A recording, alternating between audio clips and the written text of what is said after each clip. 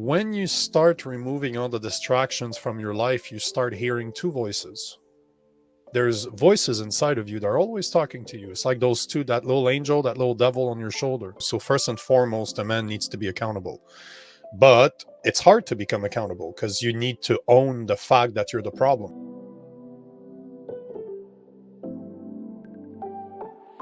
Welcome to the Be Better broadcast. Today, this is for you, men. This conversation is how to be a stronger man, how to be a better man, how to reclaim your masculinity in a world where masculinity is being heavily diminished, especially over this past decade. I'm sure that you've read and or listened to other people talk about this topic. If you haven't, then this is going to be a breath of fresh air for you. But we're going to talk about what it means to be a man today. And it's not going to be me talking about this with you. It's going to be our very special guest, Nico Lagan, who is going to talk all about this subject with you. I'm going to ask him some questions. This is the first time that we've had someone on the show who specifically is talking about masculinity, what it means to be a man, all these things, all the above. And ladies, if you're still watching, if you're still tuned in, then I'm guessing you want to know for yourself, and you might even take this to the men in your life and your world to help them become better men. And for that, we salute you. When you take away even just one thing from this conversation with Nico, all that we ask is you share this show with just one other person who could use it as well. You're the reason that we've grown to over 330 episodes, because you are the best part of the Be Better team. For those who don't know Nico Lagan is an entrepreneur, a men's coach, and the host of the controversial podcast, The Nico Lagan Show. Masculinity is under attack in today's society, and Nico fearlessly champions strong men. He's a published author of the book titled Purpose: How Following Your Personal Legend is the Answer to Your Midlife Crisis. Nico will fight for all men to reclaim their manliness until his very last breath, even if that means getting canceled or banned. Nico is ready to do what's right. Without further ado, Nico, all the way from Sweet Home, Alabama. It's great to have you, brother. Yeah, it's not home yet. Maybe one day. Alabama's pretty cool, man. You're on the go, brother. So tell me, you're from Canada, is that right? Unfortunately, yes. So tell me, why are you traveling around the United States right now? Give us an idea of what your life looks like. We're gonna go down that road. I'll be frank. Basically, what happened, I'm not happy with the politics of Canada. I don't believe in communism. I don't believe that my choices should be decided by a government that overreaches all the time. And to me, the US, as much as what's connected to Canada, like the northern states, are following the same path as Canada, at least the South, to me, is still free to a certain extent. So we left Canada because we didn't like where it was going, and we're looking for a place to stay. Like, we're really looking for a place to call home. So maybe Alabama, considering I think Alabama's our 23rd state that we run through over the past year. And it's probably the one we like the best up to now, because it's cheap. People don't care. People leave you alone. But it's close to Tennessee, Georgia. It's close to Mississippi. It's close to all the states that we really want to see. So who knows? But if it's not the US, it might be down south. It might be South America somewhere. I backpacked through South America a lot, so I'm a big fan. Or my girlfriend's Italian, so maybe we'll go live in Italy because she has her citizenship. So yeah, that's awesome. Who knows, man? Who knows? Yeah, man. Italy is beautiful. I've been there. Been to Greece, and I've been to South America as well. I mean, so many different places. The cool thing is you can decide wherever you want to go, because you've built a life that allows you to work from anywhere. I mean, you're a published author. You're constantly on shows talking about these topics. So let's dive into this. And I think that when I think about what is it to be a man, and this kind of goes along with the 5 virtues that you talk about, it's this concept that we are able to create the life that we see in our mind's eye, right? Like, you could have stayed in Canada and said, oh, it sucks to live here. You know, I hate the government, all these things, but still continue to live there. And if people said, well, if you don't like it, Nico, why are you still here? And then you could have said, and no one would have blamed you for this, but you could have said, oh, well, my life is here. I'm with my girlfriend here. Our family's here, all these things. And then people would have said, oh, that makes sense. But you said, no, I'm going to go travel to where I can find a place that I call home, to where I agree with the values and morals and all those things. So I believe as a man, it's up to us to not make those excuses and go out there and actually carve the life that we want to create, 100%. rather than create a story or reasons why we can't do so. So let me ask you, when you are asked, what do you do? And then people say, okay, well, what does it even mean to be a man? What's it mean to be a man? What is a man? It all stems down to accountability. First and foremost, look at every single problem we face as a society. It all comes down to somebody somewhere wasn't ready to do their job or did not want to do their job and blamed others for their problems. That's all it comes down to. So first and foremost, a man needs to be accountable. But it's hard to become accountable because you need to own the fact that you're the problem. If your life sucks, chances are it's your fault. And that's where it stems from. This is where everything starts. If you look at any addiction programs out there that deals with addiction, the first step is always to admit that there's a problem. And the problem always is the person seeking help. That's always how it starts. And this is the biggest issue. And we're not only talking about men, women are fallen to the same boat today. But when it comes to the work that I do, it always comes down to being accountable. Once you become accountable, you can then analyze what you're doing wrong. Because at the end of the day, that's what it comes down to, is to be able to look at yourself and say, I'm the problem, but I'm also the solution. It all starts there. It all starts with the person looking back at you in the mirror. And, I designed, or I thought about the five virtues of a good man, which I didn't invent anything here. Those are old school Stoic principles that have been true for more than 2,000 years. We're not really inventing anything anymore. All we're doing is retaking traditional concepts and we're putting them into words that people can resonate with today. This is all we're doing, right? Because masculinity has always been around, and even when this insanity stops, it will still be around. It was there before me, and it will be there way after I die. So, with that said, all I did is I kind of repackaged all the traditional mindset that I found through Gnosticism, that I found through Stoicism, even through Buddhism, through Christianity, the actual principles that are taught, that used to be taught to men through rites of passages. Unfortunately, those rites of passages in North America have completely disappeared. We don't have any anymore. We don't hold our young boys accountable for anything, and the parents either. So, Mm-hmm. with that in mind, this is where I came up with the five virtues of a good man. And it's not just for the fathers. Like the book that I'm writing on right now is really for the single mothers as well, because I was raised by a single mother. Hmm. And when you have a single mother that is trying to play both parents, she falls out of her natural energy. There, you are supposed to have a nucleus family with a man and a woman teaching their kids. There's something men can do that they do better than women. There's something that women can do that they do better than men. One does not take away from the other. Saying that a man is responsible for leading, for being to be responsible for discipline, doesn't take away from the fact that the mother is the one that's supposed to teach their kids how to be emotionally available, how in like emotional intelligence. And if you take me for example, when my mother tried to fill both roles, she had to somewhat be masculine and somewhat be feminine. And what happens in those cases? None of it happens. You Mm. don't get to do both expecting to do one properly. There's a reason why two parents, if you look at the statistics, two parents family always do better than single parent family every single time. Why?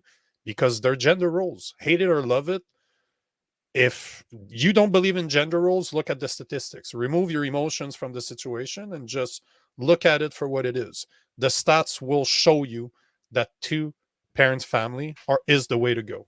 So my intent is to try not only to help fatherless men that weren't taught what it is to be a man by putting it in writing and creating content every day, but I have a soft spot for single mothers because I was raised by one, and she did not understand that I needed strong men in my life that I could mold myself after. Men and women differ when it comes to this. Men, it's in our DNA to look for somebody to lead us, to somebody to show us what it means to become a man. Because Yeah. women, and this is another one that women don't like, women become women by being able to procreate. As soon as a woman is able to procreate, we assume right away that she is a woman. But for a boy, it's very different. To become a man, you need to bring something to the equation. Mm-hmm. You need to become something. You know, Chris Rock said this as a joke, but only women and dogs are unconditionally loved. Men are only loved on the fact that they bring something to the equation. The Yes. day you stop, look at the divorce rate. 90%, 80 to 90% of divorce rate are initiated by women. And if you ask them, it's always because the man's not doing what they're supposed to be doing. Yet women can just show up to the relationship, and that's okay. But as men, we need to provide. We need to Yes. bring something to the equation, and this is a fact. You again, the statistics are all there to prove it to you, and it's okay. I accept that. This is my role as a man. Men are disposable. If you look at it, men are disposable, which is why if you look at my five virtues of a good man, you need to be courageous. You need to be a protector. You need to be ready to lay down your life for your family. You need to know how to fight. You need to know how to defend yourself because you're bigger, you're stronger, you're definitely faster. You have more aggressivity in you because of the testosterone that runs through your body. So it is up to you to defend your family. You need to be a provider. You need to have temperance, and you also need to have faith. Those are 5 principles, and when you look at it and you look at the statistics, they align with what men are supposed to be doing. And as you said at the beginning, the life that I'm living right now comes from 2 places: courage and faith. It all starts from courage. The day that you have the balls to say, I will do what needs to get done when it needs to get done, no matter the opposition, no matter what people think, no matter what people say about it, I will do it because I know it to be true. And then you need to have faith in order to say, you know what? It's hard. Nobody else believes in me, but I do.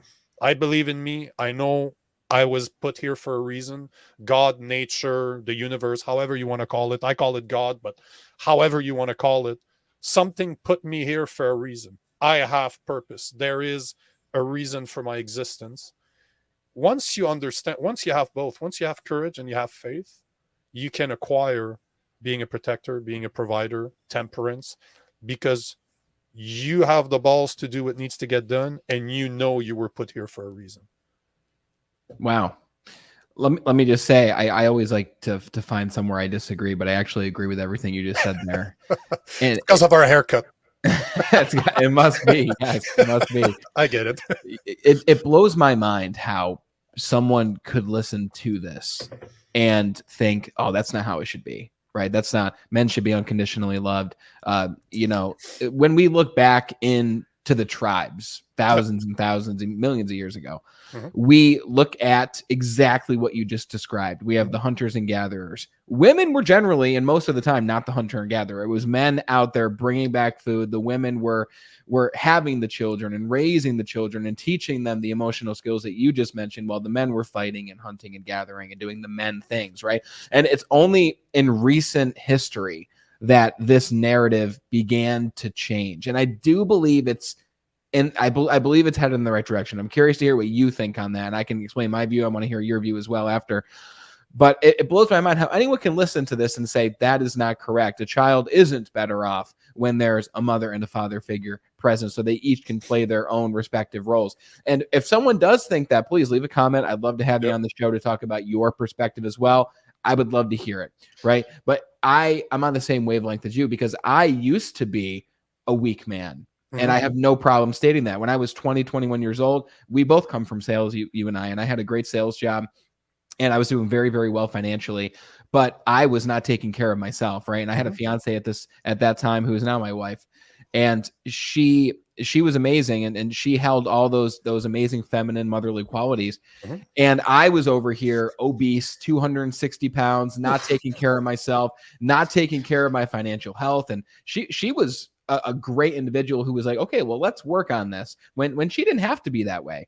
Right. But she's like, let's work on this. And through many different hardships at that point, I realized I must take accountability of my life if I want to be where I want to be. And I had a mentor in my life at that point, another man who helped me to implement what I needed to do. I needed to get in shape. He's like, dude, if you want other people to respect you, you need to respect yourself. And no one's going to respect a fat ass. It's just a reality. No one's going to respect a fat ass. You're just not respecting yourself. Exactly. Just like how can you treat your body like a dumpster and still say that you love yourself? People take better care of their cars than they do their body. 42% of Americans are obese. 30% of them are overweight. That leaves 28% of people being in okay shape. We're not talking that they're healthy. We're just saying that their proportions are okay. There was I'm friends with some of the guys that runs the School of Hard Knocks. I don't know if you know the guys, but they posted a video with Cardone last week, and Cardone looks at the guy, and the guy's 22 years old. He's amazing, and he's like, do you have abs? And of course the guy's shredded, so he's like, of course I do. He's like, show me. He lifts his shirt and he's like, okay, do you know that you're part of less than 1% of people? Wow. 1 out of 10 Americans is millionaire, but less than 1% of Americans have visible abs. It's 10 times easier to be a millionaire than it is to have abs. How messed up is that? Yet it is in the power of everybody out there to do so. Damn. You might not have the means to become a millionaire. Maybe you don't have the mindset. Maybe your mind just does not work that way. That's fine. And you don't need to be a millionaire to be a good person. That one has nothing to do with the other. But there's nothing stopping you from being in shape. Nothing. And don't give me this shit that, I don't have the money. Bro, it's $30 to go to Planet Fitness. And having traveled 23 states, they're everywhere. Yeah. It's not even $30 a month. And you can train at home. I can show you how to train at home. You don't need any weights. You don't need anything. Yeah. Plus, the abs are made where? In the kitchen. It's all about what you eat. It's not about, you could work out every day, but if your diet is crap. But this is how we've become. This is where it all stems from. We don't own to this. We don't own to our responsibility that we have to ourselves to say, my body. Oh, you know that my body, my choice. I hear that all the time. How about you treat your body with the respect that it deserves? 100%. How can you ever, there is no way for you to operate your mind. The first step to mastering your mind is to master your body. Master how your body works. Treat it with the respect that it deserves by giving it the food it needs to operate. Food is fuel. Your body is a machine. If you want to gain access to your mind, give it the nutrients that it needs. Give it the exercise that it needs. Give it the respect that it deserves. And through you forming your body, you will acquire something that most people never acquire: discipline. There is nothing better than to be able to see physical changes in the mirror. If you start taking care of yourself, it's not hypothetical anymore. It is physical. You see it in the mirror. You know exactly what works, what doesn't. You just need to stick to it. And next thing you know, you're disciplined. Next thing you know, you start realizing that you're a lot stronger than you think. But that translates into everything else in your life. If you're capable of changing your body and to control your body, you will start to gain access to your mind. And this is the only way. Sorry, let me rephrase that. It's not the only way, but it is the way that it is the easiest, that everybody can do. You have no excuses except that you're lazy and you don't want to be held accountable. Yes, you can go outside and run. Go outside and run a mile, sweat, bleed, be out of breath, feel like you're going to die. Like, you can do that right now. You can pause this and go do that. Nothing is stopping you from going and doing it. Just put it in your headphones when you're running. Don't pause it. Just put it in your headphones. Exactly. Great point. Point. And let me tell you, when I placed a focus on my fitness, within 6 months, I lost 60 pounds. I started to get promoted in the same sales company that I was about to leave because no one liked working with me because I was a negative person. My mindset wasn't there. But when I started focusing on my fitness, everything else changed. It's led me to where I am now. And listen, I'm not the most physically fit guy, but I make it a point every single day to eat right and get to the gym and work out no matter what every single day. And it changed everything. Mike, my question for you is, when did you personally discover this accountability in your life? When was that About catalyst? 21 years old, give or take. It was end of my 20s, beginning of my 21st birthday. My father left. I was 14 years old. I was left with my mother. As soon as he left, I didn't realize it at the time, but as soon as he left, it left a hole, right? Steve Harvey says that absent fathers leave a hole in the souls of their son in the shape of the father. So basically, there's a hole that needs to be filled. And at 14 years old, what did I know? What did I know what a good man was, right? So I went down the wrong path. Within a year, I dropped out of high school. I was selling drugs. I was an addict, and all I wanted to do is to write rap songs because this is who I idolized. And back then, we weren't talking about the rappers of today. Like we're talking about gangsters that used to live in the ghetto that made it somehow. So they were very inspirational to me, and I was down that path for 6 or 7 years.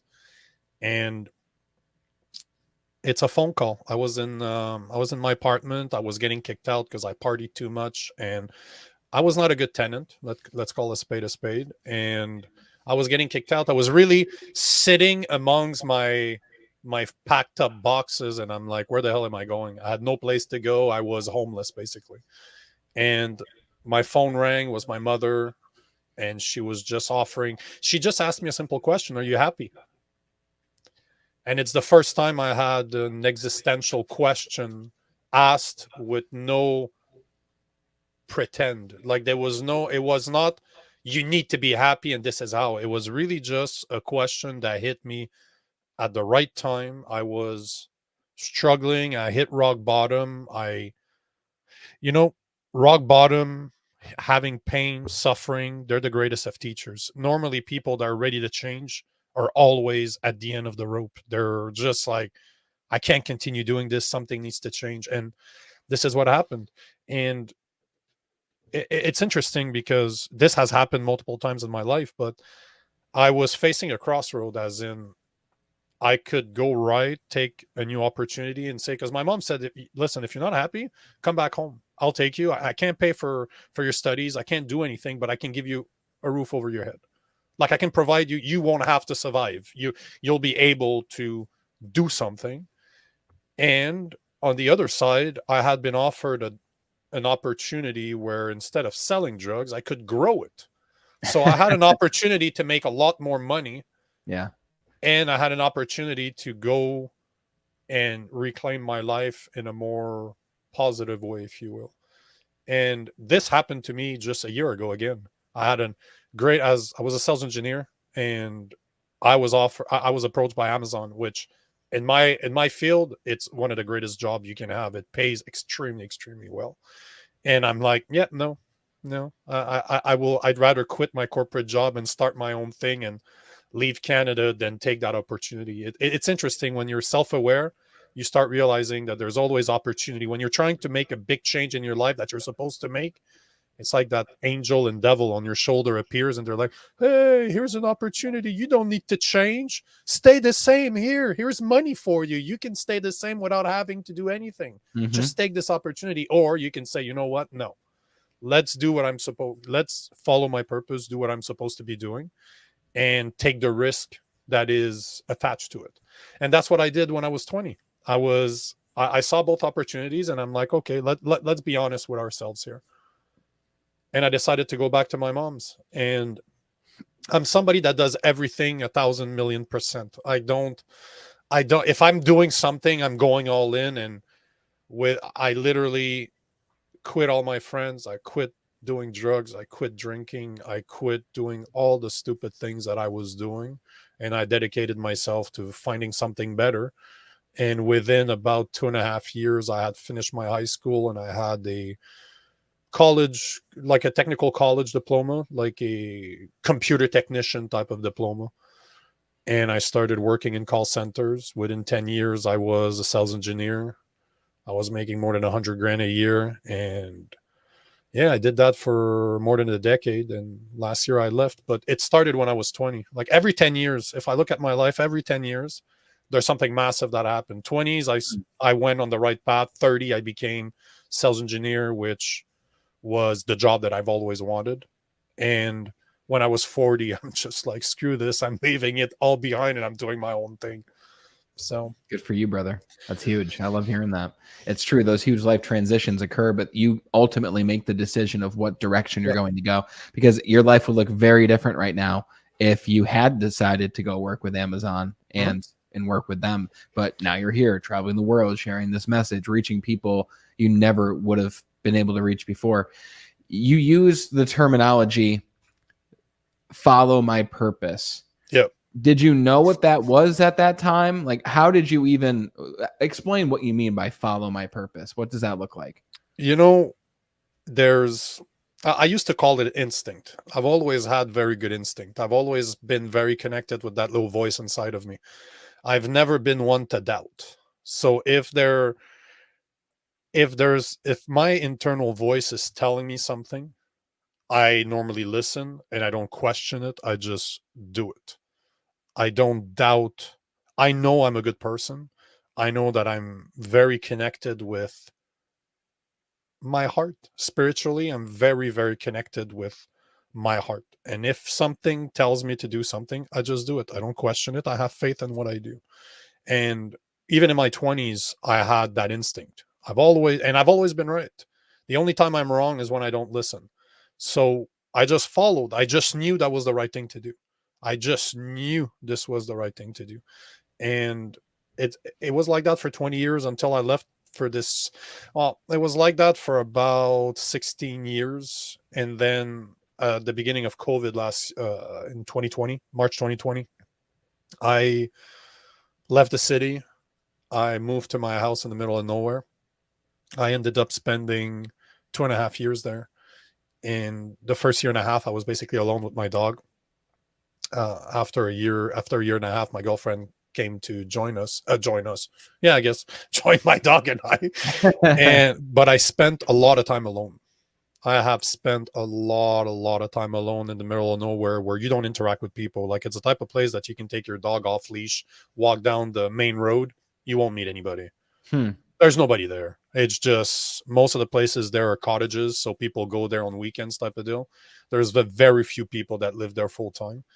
And yeah, it's always interesting how this was one of my biggest revelations in my life, is how busy we keep ourselves in order to eliminate what really matters, to eliminate our inner voice, to eliminate the truth about ourselves. We fill our lives with distractions and we believe that this is what we're supposed to do. Yet the most powerful thing you can do is do nothing, is really to sit there. Like, how many people out there have the balls to say, I'm going to rent a cabin instead of taking a vacation and going to sit your bum on a beach somewhere? Do something that requires courage. Rent a cabin for a week or 2 weeks, go there by yourself, no cell phone, no technology, bring some of the books that you've always wanted to read, and just go be bored. If you have a dog, bring him with you or her with you, because dogs to me are the best animals on the planet. But just go spend time by yourself, go be bored. What's the value in being bored? You know, when you start removing all the distractions from your life, you start hearing two voices. There's voices inside of you that are always talking to you. It's like those two, that little angel, that little devil on your shoulder.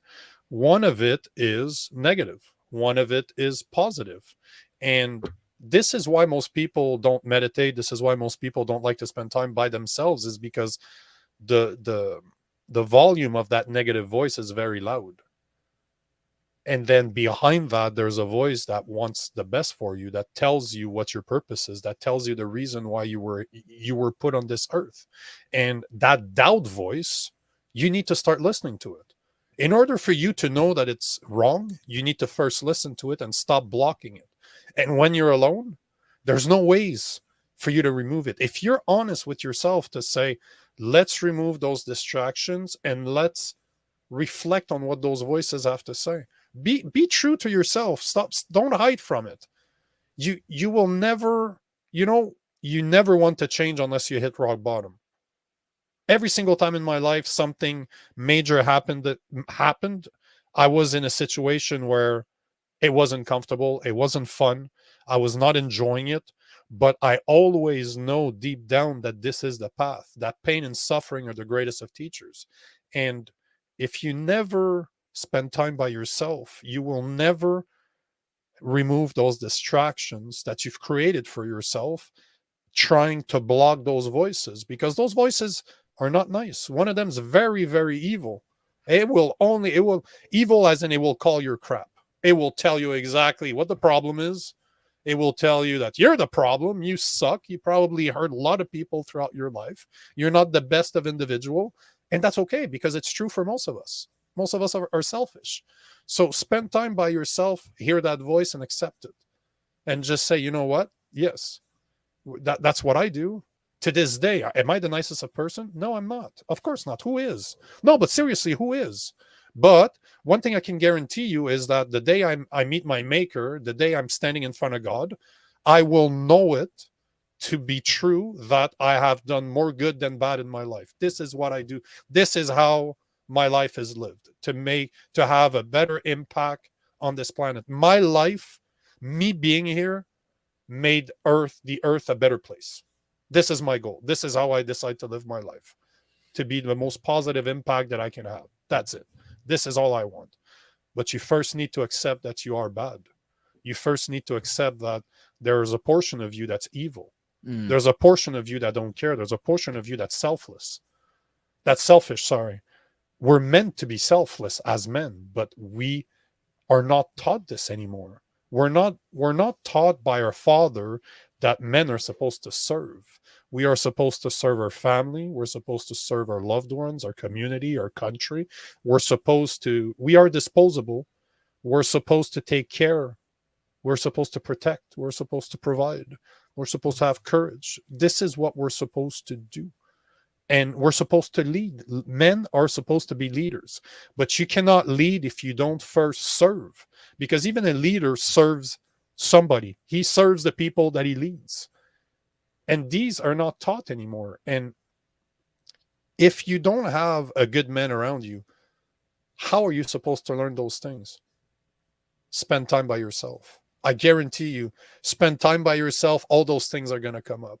Spend enough time with no distractions, you will start to question everything about yourself because you have nothing else to do. And this is what's important. In the same way as, when I was a kid, I was brought up in outside the city. I wasn't brought up in the city at all. I was brought up in the country. And I had all the freedom in the world to go explore, to go play, to go be bored. And as a very creative mind, I will let myself be bored all the time, just like I did when I was a kid, because this is the only time that your imagination starts running. When you have nothing to do, you start talking to yourself. It's totally normal. And your imagination starts running. This is where the best ideas are. And this is just the way we treat kids. By removing all those distractions, you're allowing that kid to just be. Whatever comes up, he will start to investigate. And we're no different. As adults, we're the exact same. Unfortunately, we have more responsibilities. We have more things to do on a daily basis. So we tend to be so exhausted by the time we're done that we forget ourselves in all of this. But it's the only way through. That I found purpose by spending time alone. This is when I wrote that. This is when all the ideas for that book came through, is when I spent a lot of time alone. And when I moved back there, March 2020, it didn't take too long that I took a sabbatical from work. I was facing an existential crisis in a way where I did not want to do this anymore. I was in a situation where I had the chance to spend so much time alone. I had questioned myself so much that I knew what I was doing was not the right thing. I was not doing what my purpose is. I wasn't living my purpose. And I jumped on my motorcycle. I packed about 100 pounds of gear and I left for 3 weeks. This is one of the first things that I did when I got my sabbatical from work. And I had an idea of where I wanted to go. I had no idea how I'd get there, but I literally just said, you know what, I'm going to go. And this is within 10 days of getting my motorcycle license. I've always wanted to have it. I had once I moved in the woods. I'm like, I'll get one because I'm in the type of place that a motorcycle makes a lot of sense. We can have a lot of fun with it. But within 10 days of having that license, I was gone. So not only was I not an experienced rider, but I decided to do it alone, and I had no idea where I was going or how I was going to get there. I'm like, I'm gonna go northeast and whatever. Let's see what happens. But I've done backpacking through South America like this too. Like, oh, let's go to Peru for 3-4 weeks, and those are the places I'd like to see, and let's figure out how to get there. Yeah. But this is also how the past year has been. My girlfriend and I have no idea where we're going. We have no clue. We're like, those are the places we'd like to see, but then we do it on what comes up. Or, you know, one of the things that starts happening when you spend a lot of time alone, you remove those distractions, is you start to be self-aware. When there's no more bull between you and yourself, when you know the type of person that you are, you make peace with your past because we all done stuff that we're not proud of. But the only way forward is to accept that past and say, you know what? I'll make amends. I'll apologize to the people that deserves to be apologized to. But then what comes after? There's no more of that bull attached to you. You can literally say, those are my options. Those are my transferable skills. Those are the things that I have learned. And how can I apply that to something else? And this is where you start asking yourself those questions. With the amount of skills that I have, what can I do to make this place to make Earth a better place? And this is where your purpose comes from. Yeah. You knew what your purpose was when you were a kid. You knew. Ask any kids out there what they want to do when they grow up. Chances are that's what they're supposed to be doing. There's no bull. They just know. There's no questions. They might just know the answer. How?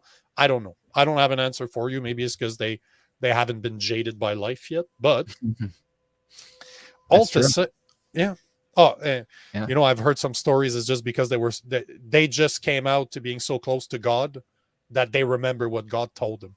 But again, those are stories I like to hear. But the point is, remove those distractions, spend time alone, and you'll see how all the answers you've ever had will start, or at least all the questions you've ever had will start to come to the surface. And this is where you allow yourself to understand who you are, not what you used to be. Because we get stuck, when you work in a corporate world, you're doing your 9 to 5, you're providing for your family, you're doing exactly what you're supposed to be doing. You start to forget who you are. You're so used by the grind that you're just doing what needs to get done because that's what a man does. But then 10 years, 20 years down the road, you're like, eesh, I've never slowed down. I've never stopped to say, is this really what I want? Is this what my path will be? Because, keep this in mind. And this is something I always have in the back of my head, that the number one fear of the dying, the number one regret of the dying, is to have lived the life others expected of them and not the life they wanted. This is the number one regret that the dying has. I live my life by it. It is not true that I will let others tell me what I can and cannot do. As a man, you need to take care of your family. But when you're 35, 40, and that's what my book Purpose is all about. Once you've done what you're supposed to do, you were smart with your money, you have some invested, your family's taken care of. Now it's time for you to maybe take it to the next step to say, I want more than just be a protector, to be a provider. Like my book Purpose is for the guys that did their job. But the next book I'm gonna write about the 5 virtues of a good man are the guys that don't know what they're supposed to do. Because in life, in my opinion, there's three purpose to a man's life: becoming a man, which means rites of passages through boys and men; then becoming a good man, taking care of your family, like the 5 virtues, being courageous, provider, protector, temperance, and having faith. And then there's another purpose that men can achieve, and it is their life purpose, the reason that they were put on this earth. First and foremost, as a man, your purpose is to take care of your family, however means possible. But then if you've done that job and your family's taken care of, there's greatness awaiting for you. Like there's a great book by Paulo Coelho that's called The Alchemist, which super easy read. It'll take you 4 hours to read it. but it's all about personal legends. It's all about what you were meant to do on this earth. But in order to achieve that, you need to be a good man already. You need to have those 5 virtues. You need to have put others before you in order to become, because men acquire wealth, knowledge, wisdom through time. It is not something that's given to us. It is something that you need to acquire, and it takes time to become wise. Yeah. But those are the steps, right? My next book afterwards is going to be about rites of passages for boys. So Cool. this is what I mean. There's multiple purposes in a man's life, but you need to understand them. You need to understand yourself, because who you were 10 years ago is not who you are right now. I'm Yeah. not the guy I was at 20. My purpose is not the same as I was. My purpose when I was 20 was to become a good man, so that one day I had the wisdom to take care of my family, my skills to take care of my family. But then what comes after? This is not the end. It could be. For some men, becoming a good father is all they're going to become. And there's nothing wrong with that. On the contrary, we need more we need more fathers. We need more leaders in the family where the man and the woman are still together. There's not, this is not, it's like me saying a woman is supposed to be a mother. Nobody else except God can give life. A woman and God. That's it. There's 2 people. But a man is supposed to do his job too, right? So, Yeah. and there's nothing wrong that this is in no way, shape, or form diminishing what a man is supposed to be by saying that maybe your life purpose was to raise children that would one day change the world somehow. And this is great. I don't think there's a more noble calling for a man than to be a father, than to be a leader. And you don't need to lead men into battle in order to be a leader. You can just be the leader in your family that will inspire your kids to be better. This is noble as hell. Can you imagine if every father out there was a good man, taking charge, taking care of their children, teaching them what he's supposed to teach, making sure that the partner he chose to have kids with shared the same values as he did, same root values, that they believe in the same thing. Instead of choosing a partner based on their sexual preference, they chose a partner with shared values. Can you imagine how different the world would be? Like, the world would be a completely different place. Yes. And so it's so noble for a woman to be a mother and for a man to be a father. There's no shame in that at all. Not everybody's meant to be great. Like, let's call a spade here. Maybe your call to greatness is just to be the great father that you can be. And this is not, man, it's so noble. I cannot even imagine how different the world would be if we just owned to this, just to say that my job as a man is to be the best influence I could be on my family, my community. You know, the world is changed one man at a time, but it takes one man to change the world. 100%. Let me ask you this. I want to ask you specifically about being a protector. Okay. Because I don't practice martial arts, but some of the greatest men that I know in my life do practice martial arts. Like I named several people who are black belts in jiu-jitsu, who are some of the best people that I had the pleasure of spending time around, and they're just great people. And so my question for you is, I'm a new father. Okay. My son's 4 months old. Good for you. Congratulations, by the way. Thank you. I appreciate that. And I want to be a better protector for him and my wife. But I've never practiced martial arts. I don't know how to fight. Where would you recommend, because you're a big fan of MMA and there's many different fighting styles in MMA. So where would you begin? What would you recommend to someone like me, a man who wants to be a better protector, to do when it comes to learning how to defend and how to protect? It all depends, because at the end of the day, I've had a 20-year trip or path through martial art, but it just started as not wanting to be bullied. So I found a martial art in Muay Thai that resonated with me because it gave me the tool to not be bullied anymore. But then as you grow, you start experimenting. I started doing wrestling. I started doing Brazilian Jiu-Jitsu. I'm still a Muay Thai guy. Deep down, I love Muay Thai more than any other, but that's a personal preference. But it could be Jiu-Jitsu. It could be... The thing to remember is that I stayed in Muay Thai for so long because I started competing. But when you're competing in a ring, you're still fighting on the rules. There are things that you can and cannot do in the ring. But 9 years ago, I had my last fight about 9 years ago. My mindset completely changed after that. I wasn't doing as much Muay Thai. I was still teaching it, but my intent changed from what can I do in a ring to what are the techniques that I can learn that will make me lethal in a real life situation. Yeah. Like I love Brazilian Jiu-Jitsu, but I don't submit people. I've never trained submissions. All I train is submission defense, and I work off my back. I want, because in my head, I do Brazilian Jiu-Jitsu if I get, let's say somebody kicks me in the head or punch me, I didn't see it coming, I fall to the ground. Now I have somebody on top of me. Maybe I have him, maybe his friends are there kicking me too. So I'm in a very vulnerable situation. What are the skills that I need to get back up and continue fighting? This is how I look at martial arts now. So I have the stand up because 100% of fights start standing up. And where does it go from there? If you have the skill to defend yourself against somebody that doesn't have a weapon, Muay Thai is great Mm. because you stay up, you fight there. But what happens in the bad case scenario where you get knocked down? Brazilian Jiu Jitsu is great for that. It's the best martial art on the ground.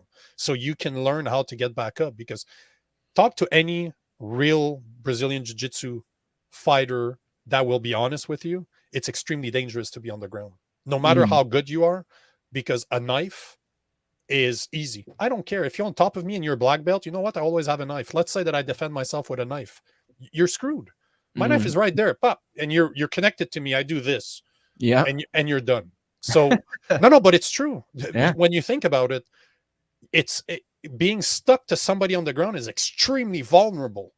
What's to say that my buddies are not going to show up and start stomping your head?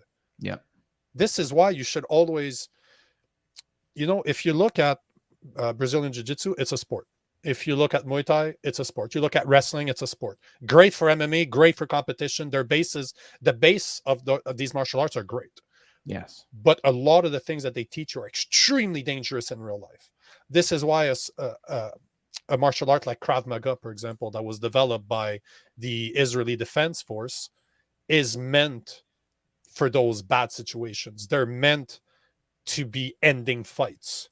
They are meant against to learn the skills how to defend yourself against multiple attackers, against knife, against guns, to understand how weapons work, to understand, and most of them are extremely brutal. If you have a very good instructor, like my instructor is a guy from Israel, he used to teach hand-to-hand combat back in the IDF. His trainings are brutal. Like I would go down to Toronto, a few hours away from Montreal when I was still in Canada.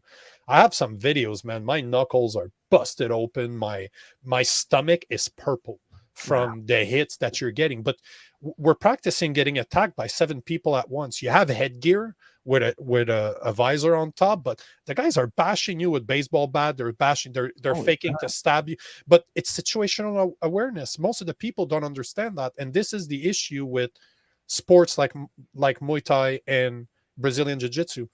They do not teach you situational awareness because it was not designed to be used in a life. It's a sport. Yes. I'm not saying that those martial arts are not great because they're phenomenal base. If you want to learn striking, Muay Thai is the best martial art out there that you can learn. Okay. If you want to learn the ground game, you want to do Brazilian Jiu-Jitsu. If you want to learn to control where the fight goes, you need to be a wrestler. Wrestlers are one of the strongest base out there, not only because they dictate where the fight's going to go, but their training methods are probably some of the craziest out there. The guys that do wrestling are nuts. The training that they go through is insane. Those guys are so hard mentally, are so strong that and think about it, day in, day out, all they do is pick up men and throw them around. Can you imagine Yeah. how strong those guys are? Have you ever been done by a wrestler? It's not fun. Since I've been in the US, I had the chance to train in a few gyms. And in Mhm. the US, they're very strong on wrestling compared to Canada. And the guys here suck. I've trained with guys that are 155 pounds. I'm 205 pounds. They're NCAA classed. So those guys pick me up and slam me. I'm like, what am I supposed to do here? Yeah. Strong as nails, strong as nail. Their shot, their takedown are insane. But Wow. once you've learned those bases, if your intent is to become a protector, start Yes. thinking about how that applies in real life. Because if somebody breaks into your house, jiu-jitsu is not going to save you. Mm. Chances are jiu-jitsu is not going to save you. So maybe a sport, like maybe techniques of Muay Thai is better. But at the same time, Muay Thai is practiced with gloves. There's a massive difference between punching somebody with a glove and punching somebody with your fist. Yeah. Your hand, it's not like in movies. You're not throwing a couple of jabs, bobbing, weaving a fight, throwing some multiple uppercuts. No, your hand's gonna break. Wow. Your hands are. I've broken my hand multiple times in real fight. You're you're, but elbows. You won't break your elbow in somebody's face. You'll break the face of the person with your elbow. So no, but this is the understanding True. that, and this is what Krav Maga puts together. But at the end of the day, if you look at Krav Maga, they didn't invent any techniques. All they did, the Israelis sent spies around the world and they studied all the martial arts. They took all the best technique that could be applied in the in a military context, and they developed an art around it. Because if you look at the stand-up of Krav Maga, a lot of techniques are elbows or knees or kicks, very similar to Muay Thai. They have some BJJ in there, but they apply techniques that are meant for weapons. They're Yes. meant. What happens if a gun's pulled on you, which is common? Yep. People that get attacked, they get a gun put in their face. What happens with a knife? I was just looking at a video this morning of a guy. I think it was in New York. He was an activist of some type. I don't know who the guy is, but he basically they were coming out of a party of some type. Him and his wife. They were walking down the street, and it's caught on a street camera. And the guy, there's somebody that shows up. They start screaming at each other. Pulls a knife. Mm-hmm. His reaction is to touch him. The guy's taller, he's lankier than the attacker. But the first thing that he does when he sees the knife is to push the guy, Yeah. which that's what got him killed. Oh my God.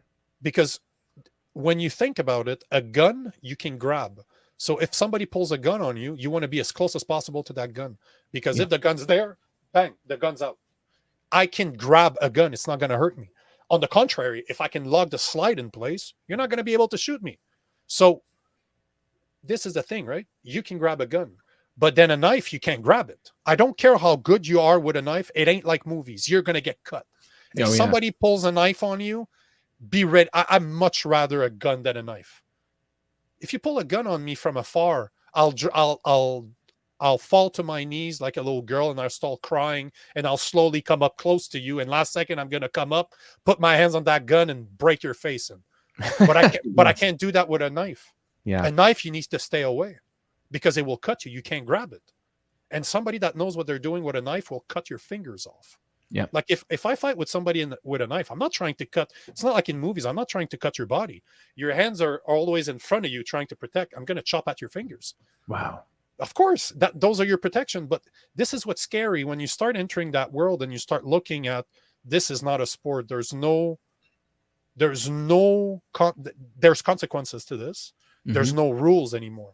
You know, I used to teach that to some of my female students. Like I used to teach a class on Friday evening, which was smaller, maybe 10, 15 people would show up. But I would teach some techniques that were more applicable to real life. And I've taken women by the neck. You know, like we're right next to a padded wall and blah, blah, blah. We're working, let's say, on a knee. Just to say if somebody gets close, you grab them, you throw a knee. But then most people will do that again with the context of a sport where, oh, I can throw that knee there, blah, blah, blah. You know how much it changes when you just do this. I'm not even grabbing you by the neck, but I'm stomping you right on the chest and you fly into the wall. What happens? People just freeze. Okay, that's it. You're dead. I just killed you. You're screwed. You're screwed. You reacted. You froze. This is what's going to get you killed. Freezing is going to get you killed. Not reacting is going to get you killed. And this is what training teaches you. Yes. Training teaches you to react. You know, they say it's muscle memory. It's bullshit. Your muscle does not have memory. I can tell you right now, there's not little brains in your biceps, but it is that's what training teaches you, is to react, to not think, but just to react. If you throw a punch at me, right away I'm going to block or I'm going to parry it. Yeah. Because I've done this for so long that this practice. But how many times have I seen in competition, especially when it comes to traditional martial arts like karate, taekwondo, where they're fighting on a point system? Those people are black belts. They don't hit each other 100% like they would do in Okinawa, for example. But they will have point system. And then there's one day they get punched for real. They step into a punch. Like it's supposed to barely land, but they stepped in as the punch was thrown. They connect. How many times have I seen this in tournaments where people freeze? Wow. Because they've never been hit for real. Yeah. In real life, this is going to kill you. In real life, you're dead. Yes. You think that I stop with my first right hand? Oh, hell no. Oh, hell no. There's multiple punches, elbows, and knees that are coming out after that. So if that got you frozen, you're dead. In a real life situation, you're dead. And I don't think there's anything worse than, I'd rather somebody that is untrained and knows it than somebody that is untrained but believes that they know how to fight. Yeah. How many people have a karate black belt or a taekwondo black belt or whatever the sport, have a black belt that is not a black belt from Brazilian Jiu-Jitsu? It takes 10 years to get a black belt in Brazilian Jiu-Jitsu. That's insane. They won't give a black belt. You cannot be past a purple belt unless you're 16 years old, which is great, because I'm sorry, but a 205-pound man fighting a 16-year-old, similar strength, similar skills, I mean, you're screwed. You're screwed. The strength is not the same. But at least Brazilian Jiu-Jitsu designed their system with that respect in mind. But a lot of other systems are not like that. Yes. They will give black belt to a 15-year-old. Sorry, bro, you're not a black belt. If I can just show up with minimal skill and destroy you, you ain't a black belt, bro. You're lying to yourself, and you're quite dangerous to yourself. Yeah. Because you think that you can fight. But chances are you've never been punched properly. You've never been hit properly. You've never had somebody sitting on your chest, throwing elbows in your face. You've never been, Brazilian Jiu-Jitsu is great for that. It teaches you not to panic. You have somebody sitting on top of you and you're not able to get out of it. This is scary as hell. At the beginning, it's scary as hell. You got somebody on your back that's just rear naked choking you, but not enough to pass you out. Just enough so that you can suffer a bit. Wow. Just to teach you. I'm not going to pull. I don't want you to pass out. I don't want you to tap. I just want you to be very uncomfortable. But this is why people panic. Either people that are untrained either freeze or they panic. Freezing is a sort of panicking, obviously. But this is why always, if your intent is not to fight, look at the martial arts and absorb the techniques that will be relevant to what you're trying to accomplish. That's great. Learn how to stand up. Like me, for example, my stand-up is very good. That's what I love the most. But I also know jiu-jitsu off my back, because if I get there, I want to know how to get out of there. And I want to get out of there instinctively without having to think about it. But I also know how to use guns. I know how to use knives. I know how to protect myself against it. I know my situational awareness, that if I'm walking down the street and there's this guy that's always close to me in my back, I will stop, let him go through, and I'll let him go. And then I'll start walking again. I'm always aware of those things. It might sound like I'm paranoid, but as a man, that's my job. It's like you don't sit back to a door. You sit back to a wall. But people think that's insane. But yet, every single time somebody got in a bad situation when it comes to a fight, an event, whatever happened that was violent, you always only have two types of people. People that react due to their training, or people that freeze due to the lack of training. Yes. That's it. Those are the only people. And it's not a 50-50 either. 99% or more of people will freeze, do nothing, be scared. And then there's a small percentage of people that are trained that will do what needs to get done. Yes. I love that. And I appreciate the advice, and you laid it out very, very well for me. So I appreciate that very much. Yeah, I want to ask you, for those who want to go deeper into this, we talked a bit about your book. So the book that you have out right now is called Purpose: How Following Your Personal Legend is the Answer to Your Midlife Crisis. Like you said, that's for men who are already doing what they're supposed to do. Your next book is going to be all about your 5 virtues of a good man, which you talked a bit about those as well. So guys, I'm going to have links down in the description to all of Nico's socials, his book, as well as when your next book is out, we got to have you on to talk more about those 5 virtues specifically. We dove into protection a bit, but I'm sure there's so much more. But I want to ask you specifically, when it comes to your program, the Personal Legend program, who is this program for, and what are they going to take away from it? It's really based on my book, on the purpose book. It's really meant for guys that know that there's something else, that they're at a stage that they're in their life that something else need to give. Something is, most of the things are, there's such a thing as a midlife crisis. I hate the fact that we've made a joke out of it. I hate the fact that we make fun of people that say they have a midlife crisis, but we have made a joke out of it. It's unfortunate, but it is a reality that when you hit mid 30s to your mid 40s, you do know that there's something else. If you've done what you were supposed to do, you've become what I call a good man. You want to know what comes next, and this is what it's all about. Those are the people I help, and especially I want to help people that were similar to me, that were in the corporate world for a very long time, that's developed certain skills that came with their hard work, and they're ready to know what comes next. They're ready to spend time alone. They're ready to start meditating. They're ready to start. In that book, I speak about stuff that I don't speak on a day-to-day because it's foreign to most people. They're not there yet, but I do a lot of self-hypnosis. Like, Bruce Lee said that you should never speak ill of yourself because your mind does not know the difference. If you keep on telling yourself that you're a loser, guess what? You'll start believing it. Yeah.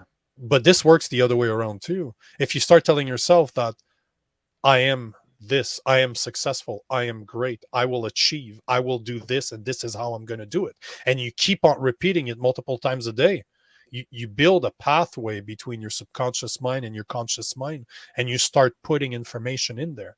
Those are the type of things that I speak into that book, is how to almost hack your brain. So those are the type of things that I speak into purpose. And by the way, I just gave you the link in the chat here, but this, I made it available. So right now, the audiobook, which was recording, funny enough, by the same guy as did your audiobook, Fran Gerard, which he's awesome. I'm really a fan of that guy. And he did a phenomenal job, and the audiobook is free. So if you go to my website, you can download it and just listen to it. And even if you're in your 20s, a lot of the things that I speak about in there are still applicable, as in, treat your body with the respect that it deserves, sleep properly, spend time by yourself, meditate, how to set goals and anchor them into your brains. Those are all things that I speak about in purpose. And it's awesome. I love that. It's applicable to anybody, really. Like, even younger men can go through it. Even women technically could go through this. Is just that I don't think they have a midlife crisis the way men do, because our purpose changed, like I said before, right? So you're out there doing great things, brother. I love it. You're helping men become better, and we need stronger men in this world. And guys, I just went to this website that's in the description here. It's nicolagan.com/publications, right on Nico's site. And you literally just hit claim now, and you can claim the audiobook to purpose. You can download a virus that's hidden as a virus that'll enter your brain and help you become a better man. There you go, brother. I love it. 100%. So guys, no fluff here. Go down there, grab that audiobook, listen to that. That'll help you enter Nico's world. And if you want to take it further, join his program, because he'll help you to get to that next level. He'll help you achieve those goals and help you determine what those goals are in the first place. So Nico, this was an incredible conversation, brother. You know your stuff. And it was just so cool hearing a man talk about what it means to be a better man. And there's a lot of progress that I want to make and will make. And I appreciate you pointing me in the right direction, especially when it comes to protection and becoming a protector and a fighter. Tell me where you're from. I can find you a good school if you need. This is something I put out there. Anybody listening to this, if you're a single mother and you know your son should be in martial art, contact me. I will happily. I know hundreds of people that owns gyms, so I can find a good gym wherever you are in the world. I'll find something for you. That's amazing, brother. I'll take you up on that. I'll message you. Absolutely, man. My pleasure. Absolutely, my pleasure. Nico, it was a pleasure. Thanks for being on the show, brother. It's great to meet you today. Thanks for having me, man. This was one hell of a conversation, guys. We talked about what it means to be a man, how Nico discovered that in his life. We talked about what is your purpose? How do you define your purpose? We talked about the 5 virtues of being an amazing person and a provider and a protector. We talked about all those things. And we talked a lot about Nico's current book, which is, again, titled Purpose: How Following Your Personal Legend is the Answer to Your Midlife Crisis. Links are in the description. You can grab a free audiobook copy of that. And he's working on his next book, The 5 Virtues. And we're going to have Nico back on the show once that book is out to talk about that, go deep into the 5 virtues. And if you love what you heard, if you're like, damn, I need someone like this in my life, check out Nico's website. Links are in the description. Join his program. See what that has to offer for you. But I hope you took a lot out of this conversation. If you did, then please share the show with just one other person who could use it as well, to help them become a better man, to help them become a better human being as well. Thank you so much for watching and listening. And until we talk again next time, continue to be better.